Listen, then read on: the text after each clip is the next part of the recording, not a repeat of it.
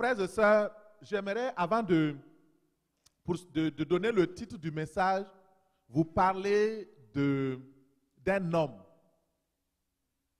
qui, pendant la Deuxième Guerre mondiale, un homme expérimenté, un homme qui a expérimenté la protection de Dieu devant les barbelés, c'est-à-dire les prisons nazies.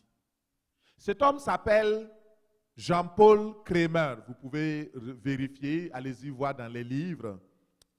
Il est né d'une famille chrétienne en France et ses parents et ses grands-parents étaient nés de nouveau. Dès son jeune âge, il a entendu parler du Seigneur Jésus-Christ et ce jeune était touché, a été convaincu de péché, de justice et de jugement et il a ressenti dans son cœur un profond besoin d'accepter Jésus-Christ comme son sauveur et Seigneur personnel. Et en 1940, l'armée allemande a attaqué la France. Ils ont pris possession de l'Alsace et de la Lorraine où vivait Jean-Paul Kremer. Et ils ont conquis toute cette ville. Et cette ville est devenue naturellement donc une région française, une ville allemande plutôt. Tous les habitants devaient désormais se soumettre au régime allemand et faire le salut hitlérien. C'est-à-dire déclarer que c'est Hitler qui est le sauveur de la nation. Ce qui est contraire à la foi de Jean-Paul Kremer. Il refuse de faire le salut hitlérien et à cause de ça, il a été renvoyé de son école. Il a été renvoyé de son établissement. Il avait alors 17 ans.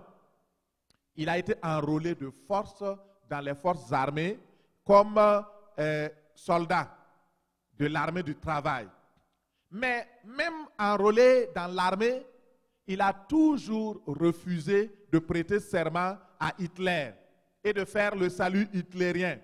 Et à cause de ça, on l'a traité comme rebelle et on l'a envoyé en prison.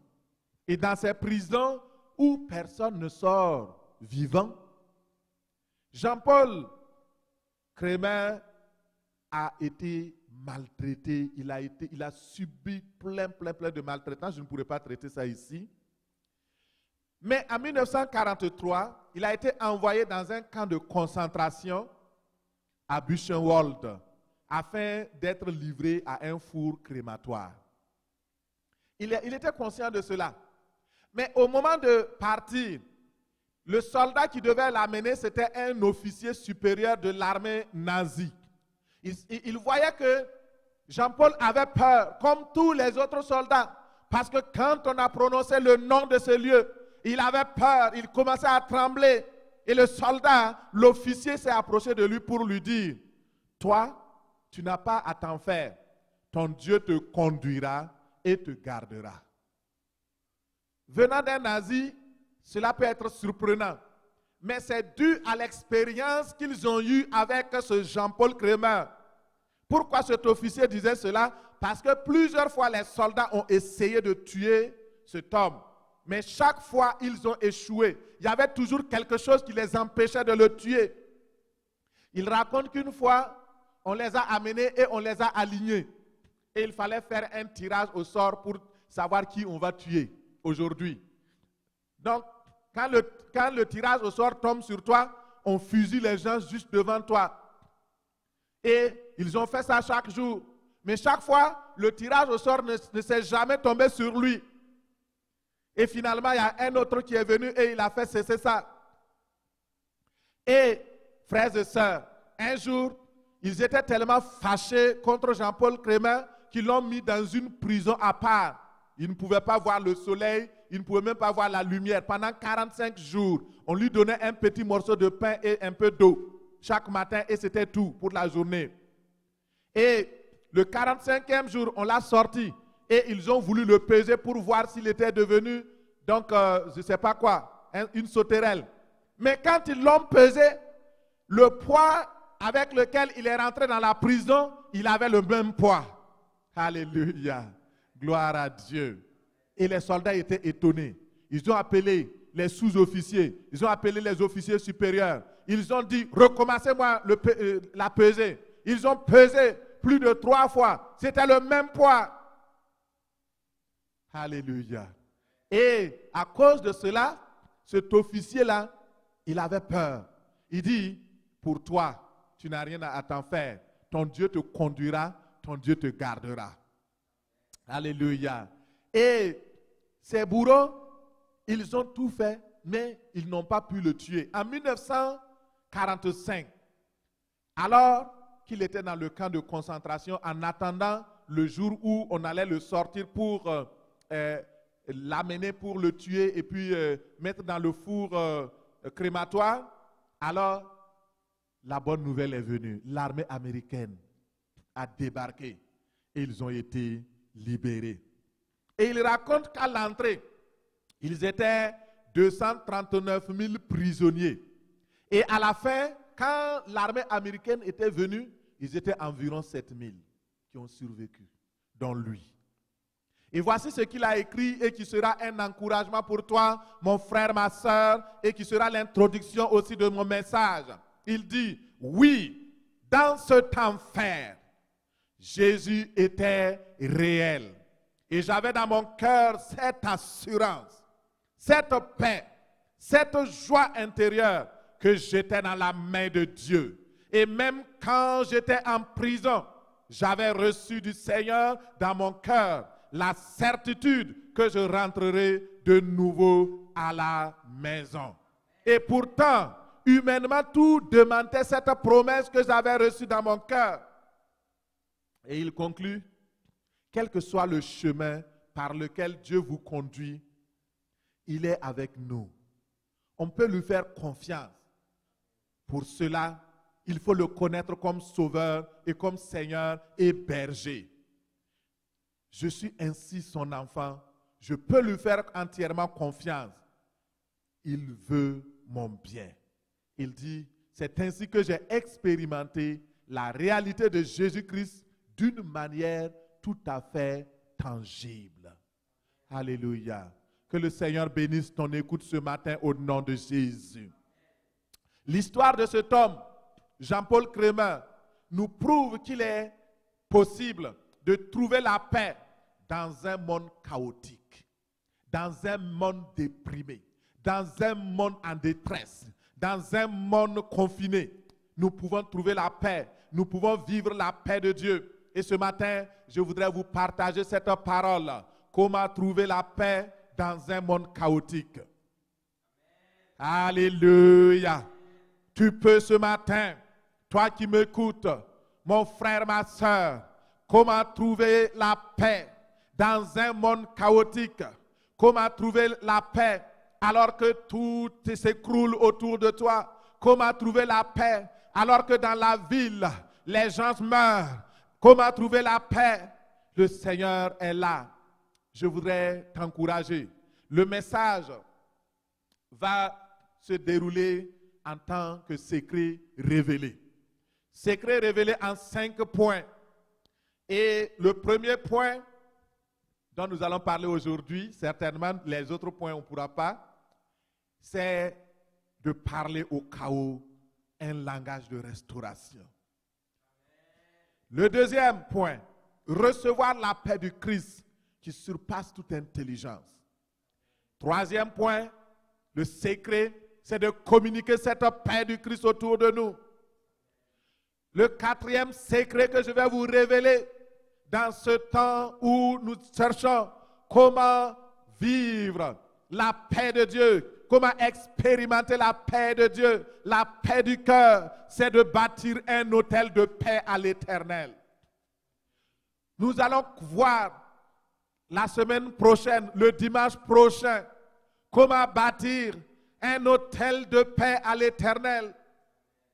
Et cinquième chose que nous allons voir aussi la semaine prochaine, comment refuser l'anxiété, comment refuser l'inquiétude, comment combattre les esprits d'anxiété. Et mon frère, ma soeur, nous sommes aujourd'hui simplement dans l'introduction de ce message.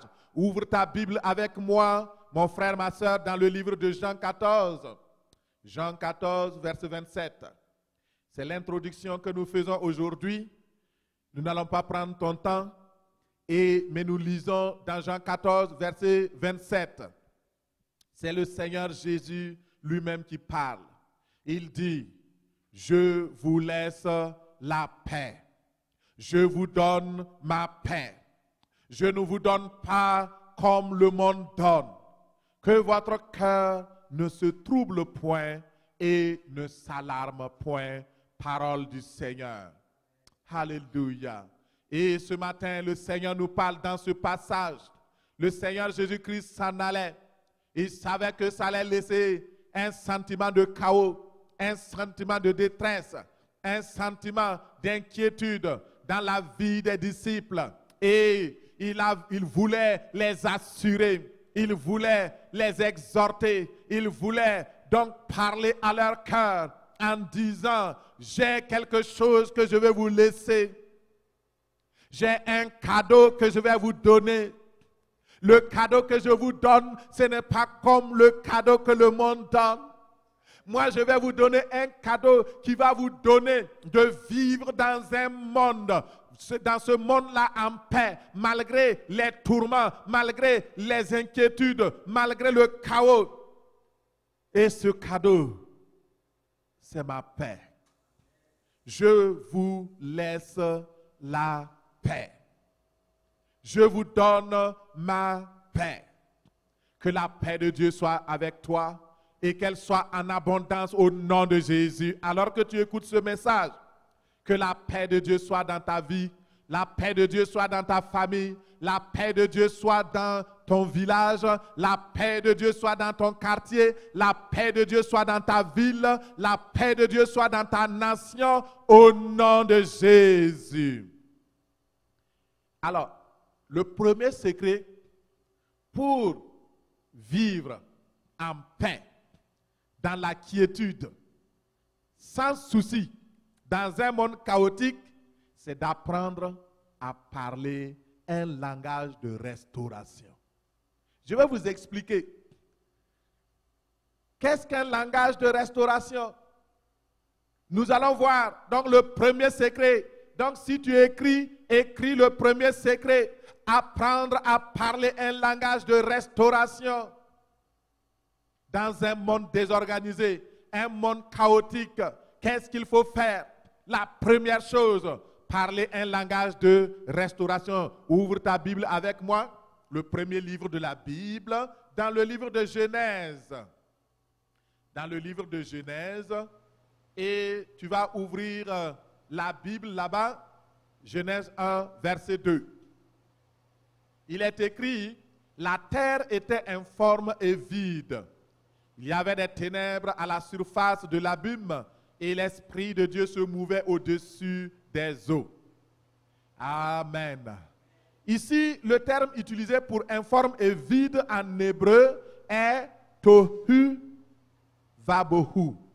Tohu vabohu, qui signifie déserte et vide. On peut dire aussi tohu bohu. Et en effet, à l'époque, la terre était dans un chaos total, dévastée, dans la confusion, dans un état de bouleversement et de désordre complet.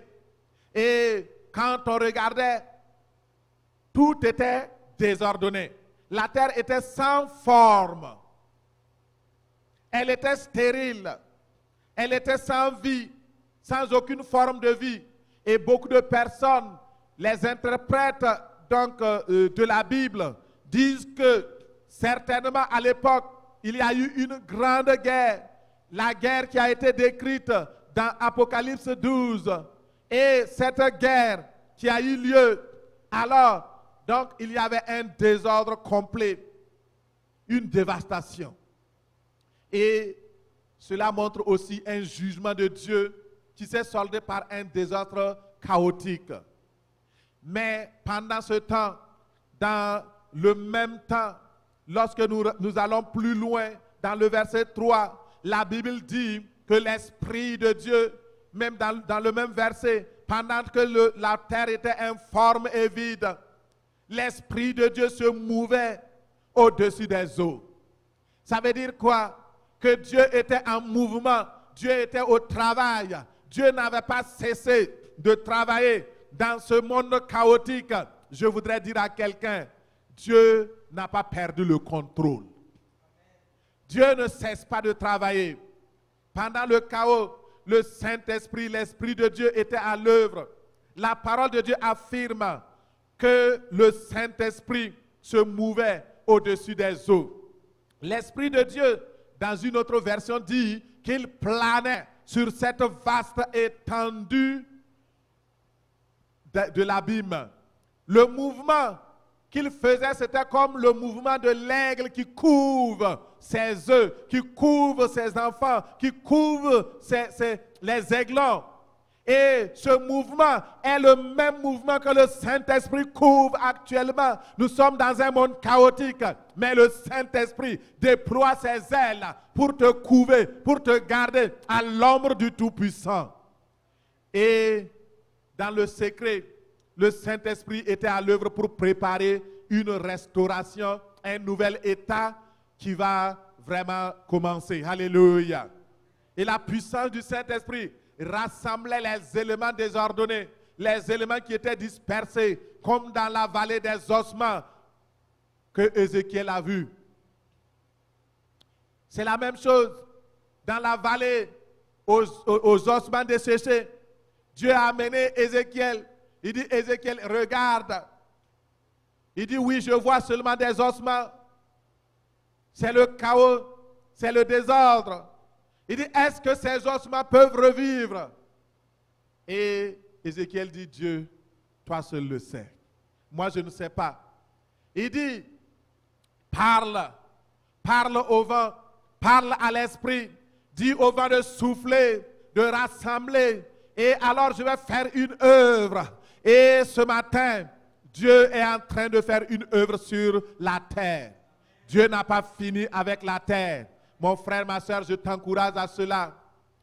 La puissance du Saint-Esprit va s'accorder avec la puissance de la parole. Lisons dans Genèse 1, verset 3. Dieu dit que la lumière soit, et la lumière fut. Alléluia. Dans le désordre, le Saint-Esprit couvait, il planait, il préparait la restauration, il préparait, mais tant que Dieu n'avait pas parlé, rien ne pouvait se faire. Tout était chaos, tout était abîme, ténèbres. Mais Dieu a parlé. La première chose dont tu as besoin dans ta vie, c'est la lumière. Actuellement, quand vous écoutez, on n'a pas encore vu le bout du tunnel. Qu'est-ce qu'on voit au bout du tunnel? La lumière. Quand vous rentrez dans un tunnel avec votre voiture, vous avez hâte de sortir parce que vous ne savez pas qu'est-ce qui peut se passer dans ce tunnel-là. Et actuellement, nous sommes dans le tunnel du monde, le monde chaotique. Mais bientôt, tu verras la lumière au nom de Jésus. Alléluia. Mon frère, ma soeur, dans ce passage, nous remarquons l'expression Dieu dit qui apparaît 8 fois. Dans ce petit texte, il parle, il commande. Comme il l'a dit dans le psaume 33, Dieu parle et il commande et la chose existe. Frères et sœurs, l'Esprit de Dieu Tout-Puissant a exécuté à la lettre ce que la parole a prononcé pour que la lumière soit. L'Esprit et la parole travaillent ensemble afin d'accomplir les plans de l'Éternel. Mon frère, ma soeur, nous sommes aussi dans un monde chaotique. Partout, vous entendez les hauts dirigeants des pays, les politiciens qui s'accordent pour reconnaître que nous sommes en guerre contre un ennemi invisible. Nous sommes dans un monde désemparé. La confusion est totale. Les chiffres de morts ne font que s'accumuler jour après jour. La contagion frappe, la peur au ventre, les gens vont au travail. Des millions de personnes sont confinées. Mais laisse-moi te dire que dans ce même temps, le Saint-Esprit est en train de planer. Il est en train de planer. Il est en train de planer. et il plane au-dessus de ton toit. Il plane dans ton salon maintenant. Il plane là où tu es. Et il veut te toucher. Il veut restaurer toutes choses parce qu'il est le Dieu Tout-Puissant. Les économies sont ruinées. Les marchés financiers tremblent. Les grands et les petits sont consternés. Sur le plan individuel, on a les familles déchirées à cause du confinement. Il y a toutes sortes d'affaires. La pauvreté frappe. Beaucoup de personnes disent, je préfère mourir de la maladie que de mourir de la faim. Beaucoup de personnes n'ont pas à manger. Mais dans ce confinement, dans ces temps durs, Dieu est toujours sur son trône. Et son Saint-Esprit est en train de préparer un temps de réveil, un temps de restauration, un temps de visitation exceptionnelle pour la terre. Dans ce chaos, l'Esprit de Dieu est en activité. Il est là. Il n'a pas oublié le monde. Il ne l'a pas abandonné. L'Esprit de Dieu est en mouvement. Mais il a besoin pour cela que tu parles. Si dans ces temps, ton langage, on ne s'en sortira jamais. Oh, ce virus-là va nous tuer. Oh. On est foutu. On est ceci. La Bible dit que ce que tu dis, c'est ce qui t'arrivera. Mais si tu parles positivement, tu dis, je ne mourrai pas de ce Covid. Le Seigneur est avec moi. Il me protégera. Il me gardera. Si tu ne désespères pas, si tu mets ta foi en Dieu, si tu ne te révoltes pas contre Dieu, ne te révolte pas contre Dieu dans ce temps, mon frère. Ne te révolte pas contre Dieu, ma soeur. Parce que ce n'est pas la faute de Dieu. Ce n'est pas lui. C'est nous qui avons amené cela. Et je peux le prouver.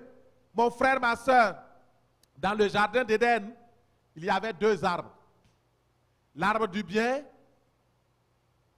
l'arbre de la vie, et d'un autre côté, l'arbre de la connaissance du bien et du mal. Dieu a dit à l'homme, choisis. Lorsque l'homme a choisi de désobéir à Dieu, les conséquences sont tombées sur l'homme. Ce n'est pas Dieu qui a amené le péché. Ce n'est pas lui qui a amené la maladie. C'est la désobéissance qui a amené des conséquences. Alors mon frère et ma soeur, lorsque Dieu enlève sa main à cause de ton péché, à cause de mon péché, s'il enlève sa main de protection et il laisse des affaires t'arriver, c'est à cause de ta désobéissance. Ce n'est pas à cause de Dieu. Il t'a déjà parlé, il t'a déjà tout dit. C'est pourquoi, frères et sœurs, la Bible déclare dans Ecclésiaste 8, verset 4, que la parole du roi est puissante. Et dans le livre de Révélation 1, verset 5 au 6, le Seigneur Jésus-Christ dit, il dit que nous sommes des rois et des sacrificateurs pour Dieu. Et si nous sommes des rois, notre parole est puissante. Dieu a parlé pour que le chaos puisse se réorganiser, pour que la lumière soit. Il faut aussi que tu parles. Parle à tes ténèbres, parle au chaos, parle à la situation. Commence à parler. Dans le psaume 33, verset 9, il dit, car il dit, et la chose arrive. Il ordonne et elle existe. La puissance du changement est dans la parole. Bon, mon frère, ma soeur, excuse-moi. Mon bien-aimé, la puissance du changement est dans la parole. Si vous voulez réussir, si vous voulez qu'un changement vienne, si vous voulez voir la lumière au bout du tunnel, mon frère, ma soeur, parle. Le Seigneur t'a donné la parole pour prophétiser, pour proclamer, pour réclamer des choses. Dans le livre de Romains 10, verset 8, il dit, que dit-elle donc? La parole est proche de toi. La parole est près de toi, dans ta bouche, dans ton cœur. Or, c'est la parole de foi que nous prêchons. Il faudrait que cette parole, tu ne peux pas dire, oh non, je ne sais pas comment parler, je ne sais pas où trouver la parole. La Bible dit que la parole est près de toi. La parole est dans ta bouche. La parole est dans ton cœur. Sors la parole que Dieu a mise dans ton cœur. La parole révélée. Et alors, si tu parles, tu verras que le Seigneur va honorer son nom. Ézéchiel a parlé au chaos en son temps. Et le chaos, les ossements desséchés, se sont rassemblés et sont devenus une grande armée. Jésus a parlé à la tempête et la tempête a cessé. Paul a parlé au sein du chaos dans un navire qui l'amenait à Rome. Et au milieu de la mer, il n'y avait plus d'espoir. Le vent s'est levé, la tempête s'est levée.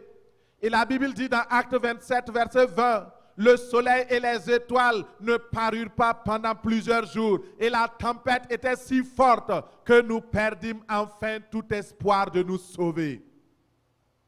Frères et sœurs, ce que tu vis, les tribulations que tu vis, par lesquelles tu passes, ne sont pas plus que ce que les autres ont vécu dans le temps passé. Et si eux autres ont vécu cela, c'est pour nous enseigner, nous qui sommes arrivés à la fin des temps. Et il est dit que dans le verset 21, nous n'avions pas mangé depuis longtemps, 14 jours sans manger, sans boire. Et le verset 22 dit maintenant, Paul va commencer à parler pendant que tout le monde était dans le désespoir, pendant que le chaos régnait. Paul commence à parler. Ce n'est pas le moment de te taire, mon frère, ma soeur. Parle à Dieu. Et Paul va dire, maintenant je vous exhorte à prendre courage, car aucun de vous ne périra. Il n'y aura de perte que celle du navire. Il dit, un ange de Dieu auquel j'appartiens et que je sers m'est apparu cette nuit. Et il m'a dit, ne crains point. Il faut que tu comparaisses devant César. Voici, Dieu t'a donné tous ceux qui naviguent avec toi. Et je vais te dire une bonne nouvelle. Dieu nous a donné tous ceux qui naviguent avec nous dans cette assemblée.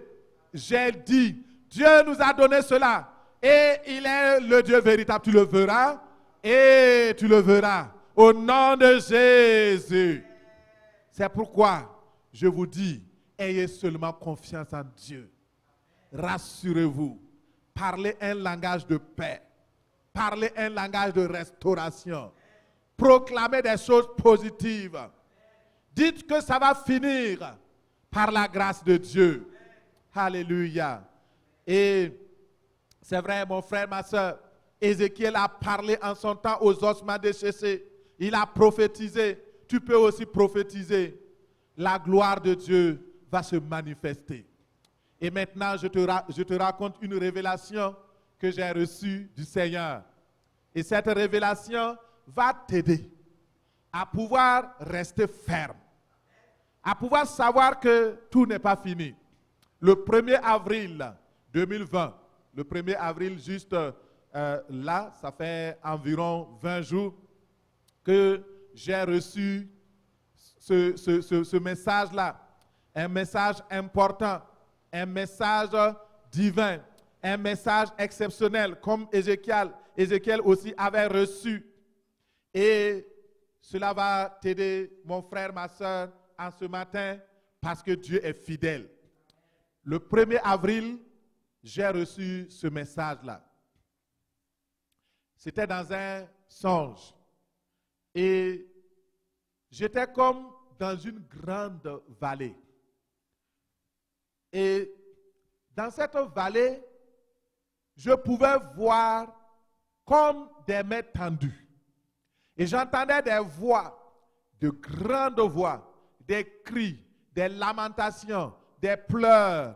Et le Seigneur, dans mon être intérieur, c'est comme si j'avais une intelligence qui me disait, tous ces cris que tu entends, ce sont les voix des mourants et de tous ceux qui souffrent du Covid-19 dans le monde.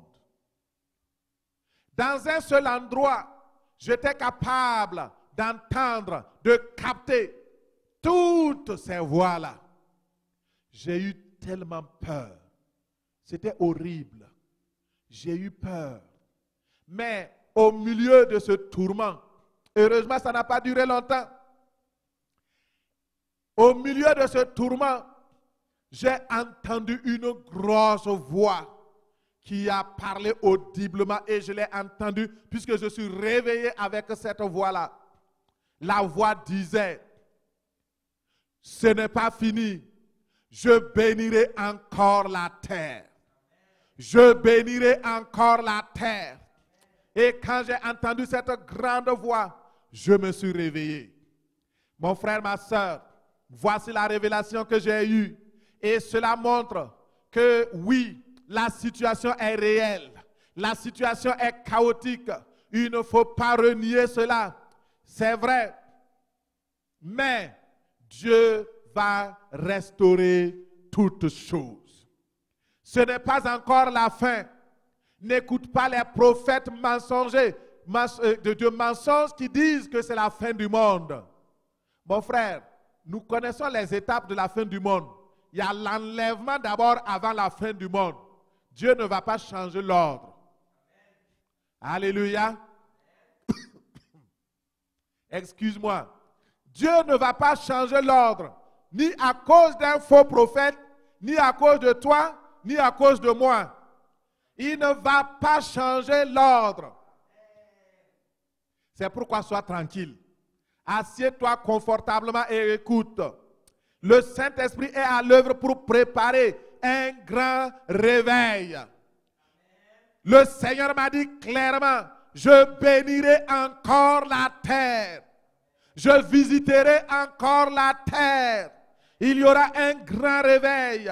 La pluie de l'arrière-saison, comme l'a dit dans Agé 2, verset 9.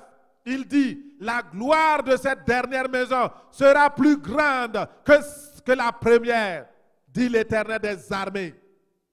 Et il dit que c'est dans ce lieu que je donnerai la paix. C'est dans ce nouveau monde qu'il est en train de préparer, qu'il va donner la paix. Dieu est en train de construire une nouvelle génération, un autre monde où les hommes et les femmes vont s'attacher à lui comme jamais auparavant. Partout dans le monde, le réveil va venir, le réveil va se produire. Pourquoi? Parce que Dieu n'a pas encore fini avec la terre. Que le Seigneur te donne sa paix ce matin au nom de Jésus. Sois en paix. Le Seigneur est à l'œuvre. Alors, nous allons voir rapidement le deuxième secret. De toute façon, je reviendrai là-dessus si je ne finis pas ce secret-là.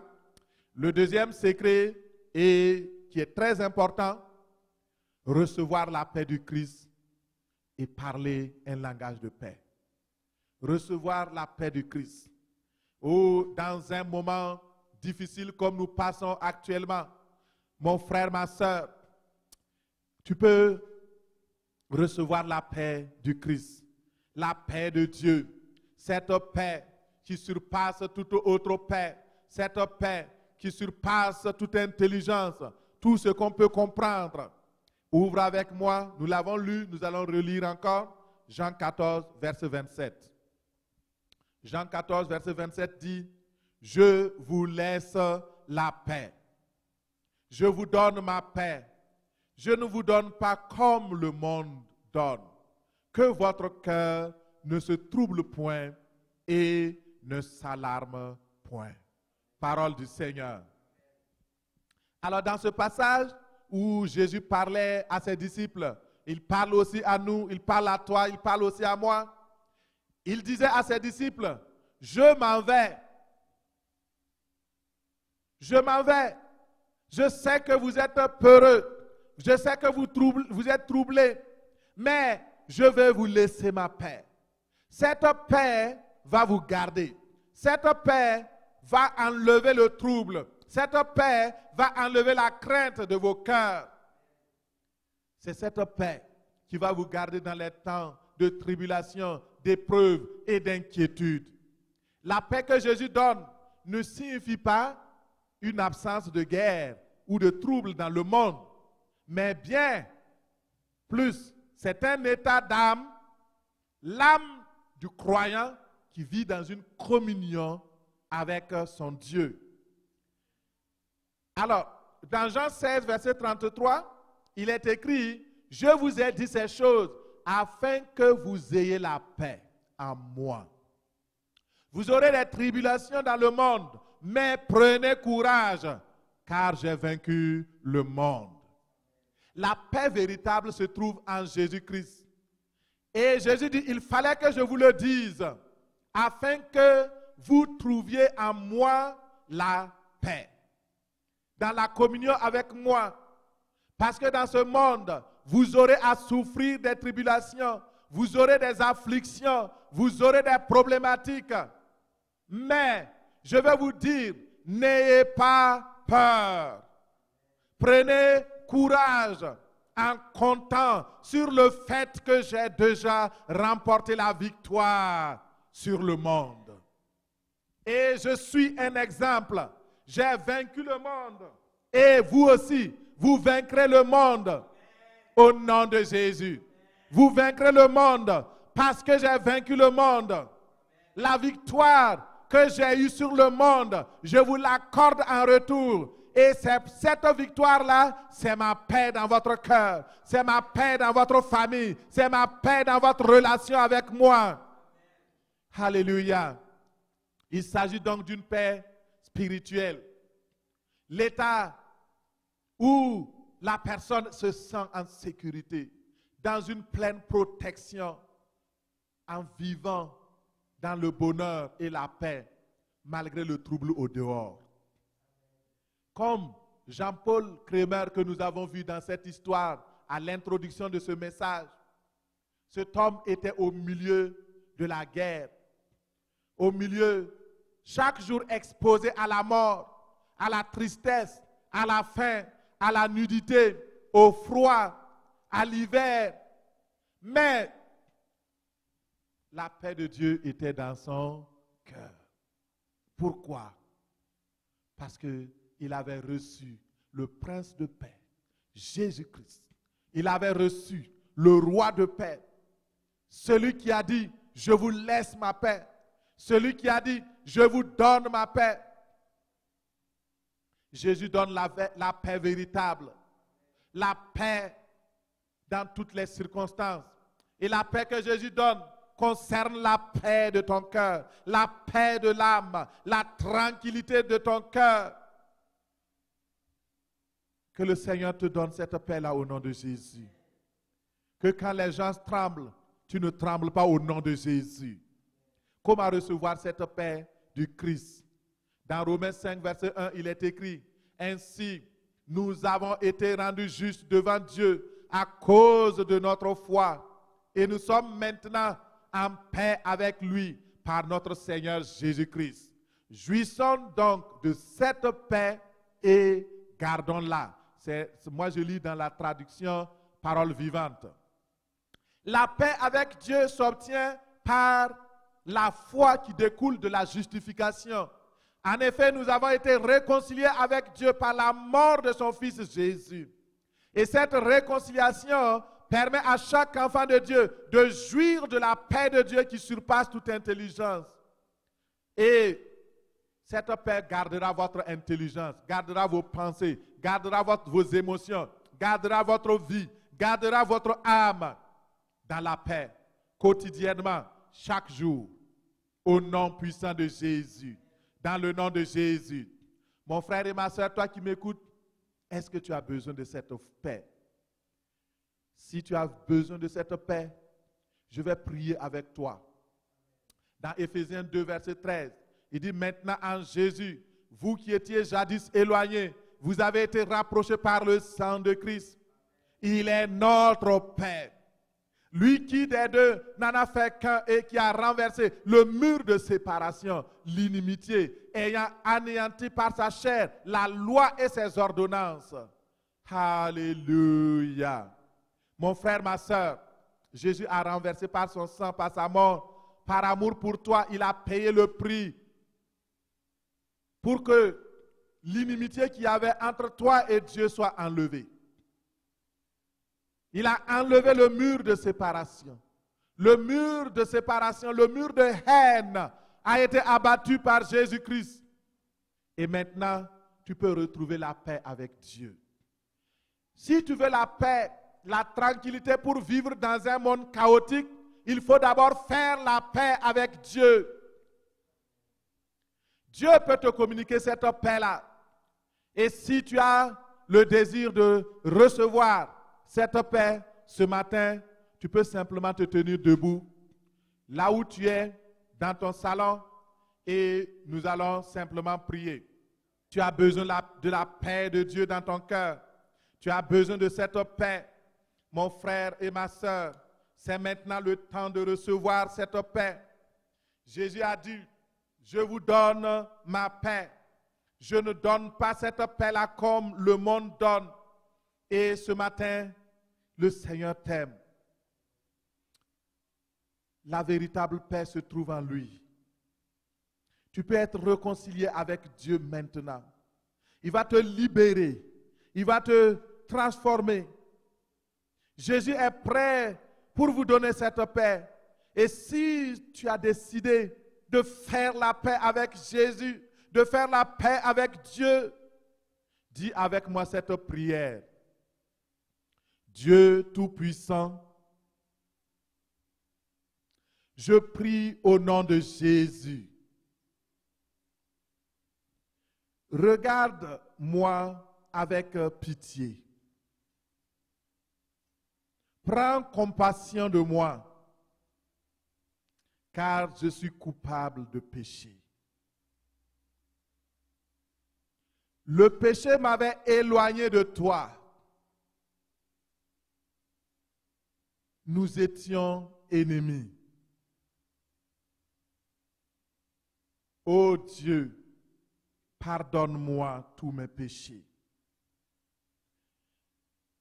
Par ta puissance, je promets de ne plus tomber à nouveau dans ces péchés.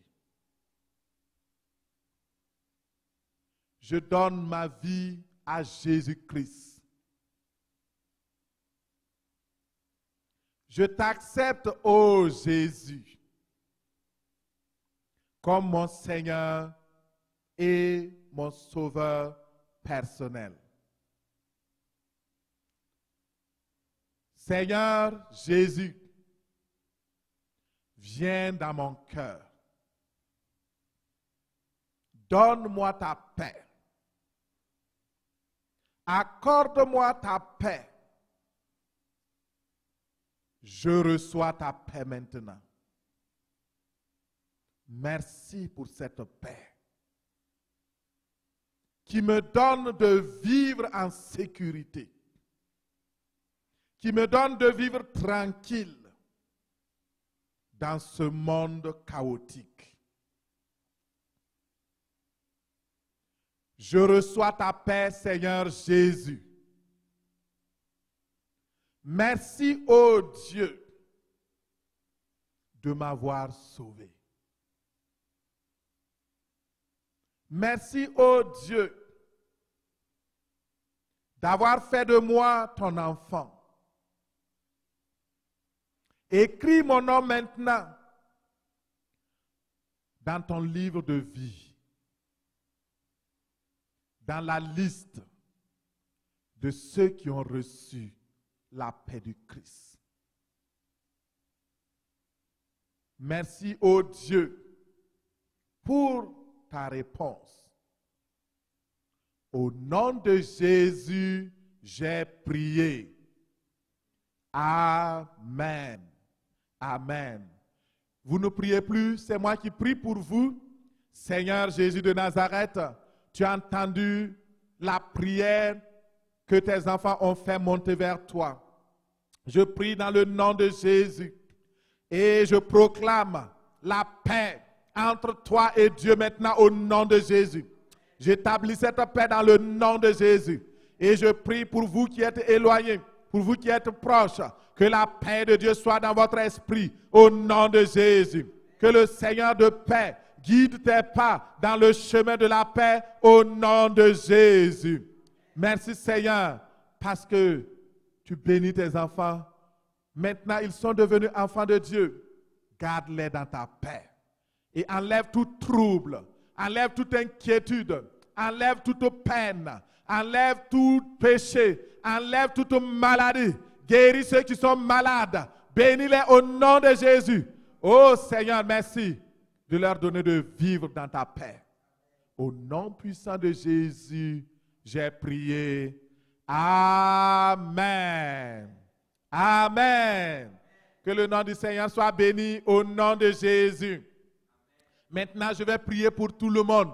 Toi qui m'écoutes et qui as entendu, nous avons découvert 2 secrets. Il reste 3 secrets. Le premier secret que nous avons vu, c'est de parler un langage de restauration et de paix. Le deuxième que nous avons vu et que nous avons tantôt parlé, c'est de recevoir cette paix du Christ. Même si tu parles un langage de restauration, si tu n'as pas la paix du Christ, cela ne marchera pas. Les 5 secrets travaillent ensemble. Je peux même les donner en désordre, ça n'a pas d'importance. Mais ce qui est important, c'est que tu dois avoir tous ces 5 secrets pour fonctionner afin que la paix de Dieu vienne dans ta vie. La paix de Dieu vienne dans ton foyer, dans ta famille. La paix de Dieu soit dans ta nation. C'est pourquoi, frères et sœurs, nous allons prier ensemble.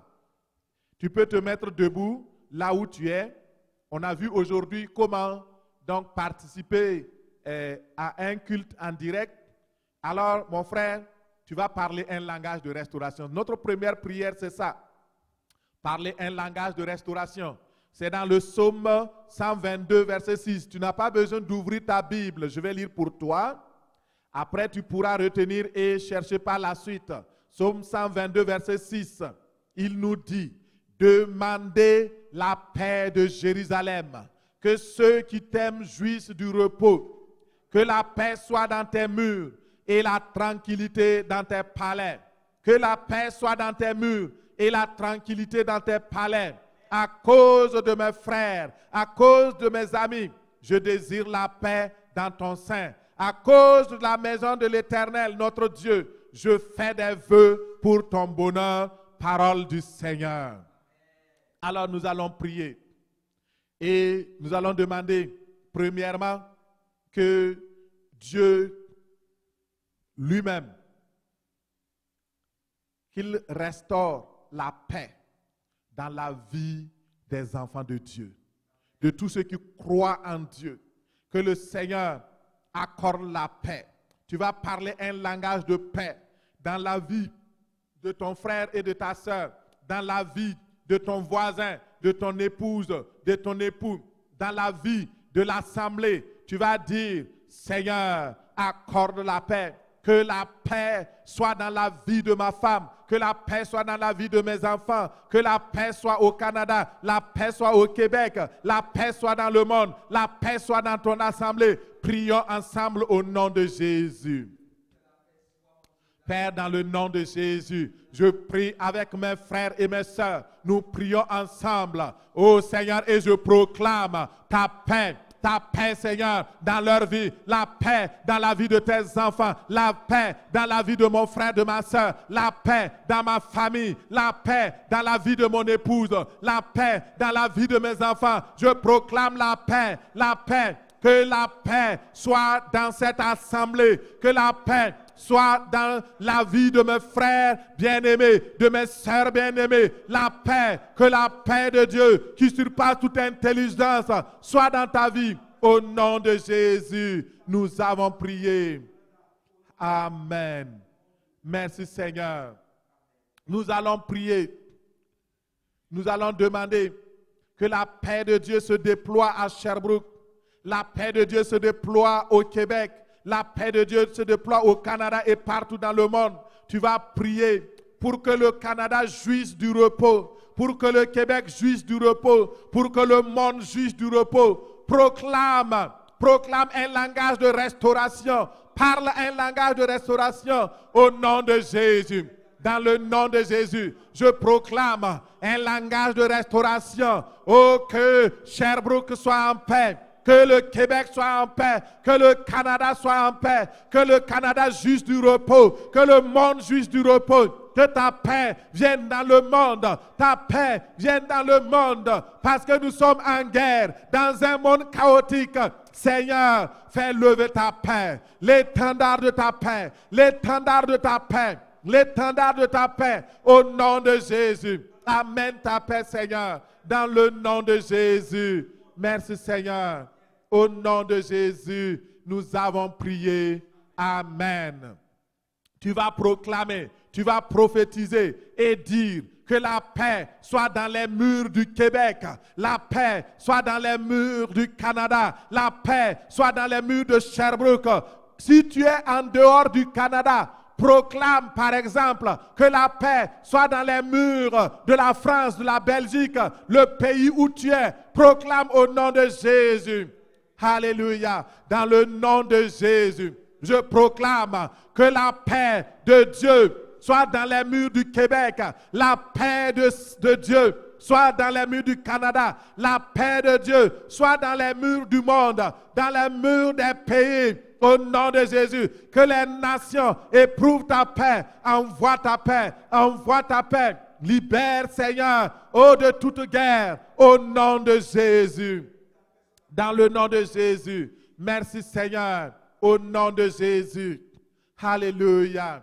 Merci, Seigneur. Nous allons proclamer ensemble que la tranquillité vienne dans les palais, dans les maisons, dans les familles, dans les vies, partout où les hommes existent dans ce monde. Que la tranquillité vienne dans les palais, dans les maisons, dans les familles. Prie pour ta propre famille au nom de Jésus.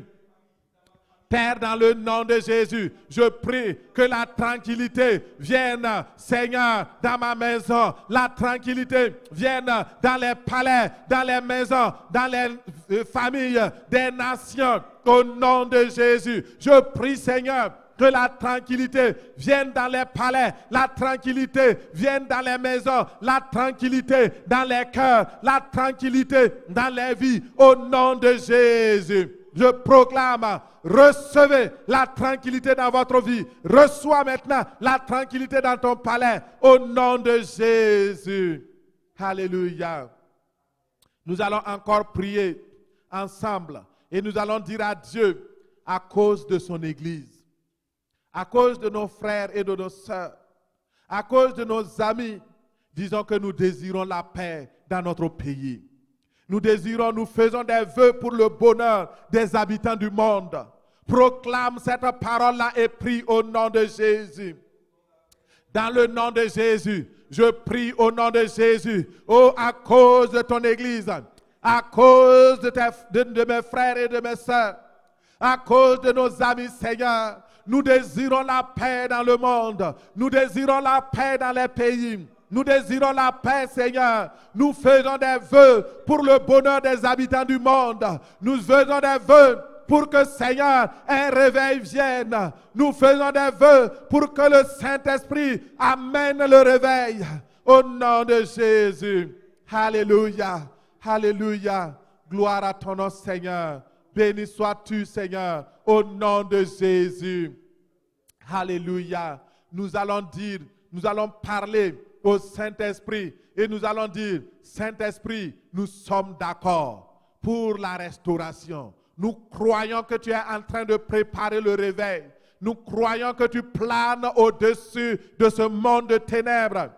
Et nous parlons un langage de restauration avec toi. Parle maintenant au Saint-Esprit. Ô Saint-Esprit, je suis d'accord avec ton travail. Je suis d'accord avec ton activité dans le monde. Je suis d'accord avec ce que tu déploies dans le monde. Un grand réveil.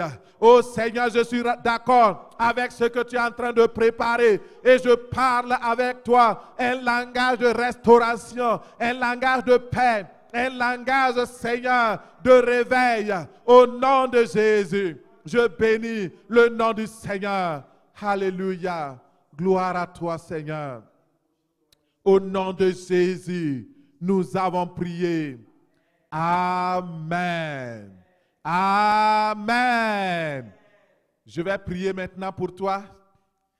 Et le Seigneur de paix, Il va vraiment te visiter. Tu auras la paix comme tu ne l'as jamais reçue auparavant. Si tu crois, toute la crainte et la peur va disparaître maintenant au nom de Jésus. Et tu seras un agent de paix. Tu vas proclamer la paix autour de toi. Le Seigneur, le vivant, le Seigneur, celui qui a dit, je vous laisse ma paix, te visitera maintenant par le Saint-Esprit de Dieu. Je prie maintenant, dans le nom de Jésus-Christ de Nazareth, pour la vie, sois en paix maintenant au nom de Jésus. Et que la paix de Dieu, qui surpasse toute intelligence, garde ta maison, garde ta famille, garde tes enfants, garde ton époux, garde ton épouse. Que la paix de Christ garde tout ce qui t'appartient. Au nom de Jésus. Que la paix de Dieu soit sur ton Israël. Au nom de Jésus. Que la paix de Dieu te soit donnée avec abondance. Au nom de Jésus. Ne crains point ma soeur. Ne crains point mon frère. Ne crains point, bien-aimé de Dieu. La paix de Dieu est avec toi. Prends courage. Le Seigneur te soutient par son bras triomphant. Son amour durera toujours. Il est proche de toi. Au nom de Jésus, je prie, selon Colossiens 3, verset 15, que la paix de Christ, à laquelle vous avez été appelés pour former un seul corps avec Christ, règne dans ton cœur au nom de Jésus. La paix de Dieu règne dans ton cœur. La paix de Christ règne dans ton cœur. Reçois sa paix, reçois sa paix, reçois la tranquillité, reçois la paix de Dieu, reçois sa tranquillité au nom de Jésus. Je prie maintenant au nom de Jésus, selon Ésaïe 57, verset 19, que le Seigneur de paix mette la louange sur tes lèvres maintenant au nom de Jésus. Que le Seigneur mette la louange, l'adoration, les actions de grâce dans ta vie, dans ton cœur, maintenant au nom de Jésus. Paix, paix à toi, paix à ta famille, paix à ceux qui sont avec toi, qui vivent sous le même toit que toi. Paix, que la paix de Dieu, la paix vienne, le Seigneur te guérisse, guérisse ta famille, guérisse ton pays, guérisse ton continent, au nom de Jésus. Père, merci, parce que tu nous as exaucés au nom de Jésus. Seigneur, je ne voudrais pas terminer cette prière sans prier pour Jérusalem, sans prier pour Israël. La prière originale s'adressait à Jérusalem. C'est pourquoi je te prie, Seigneur, que la paix soit sur Jérusalem. La paix en Israël. Protège ce pays, Seigneur. Protège les Juifs qui sont partout dans le monde.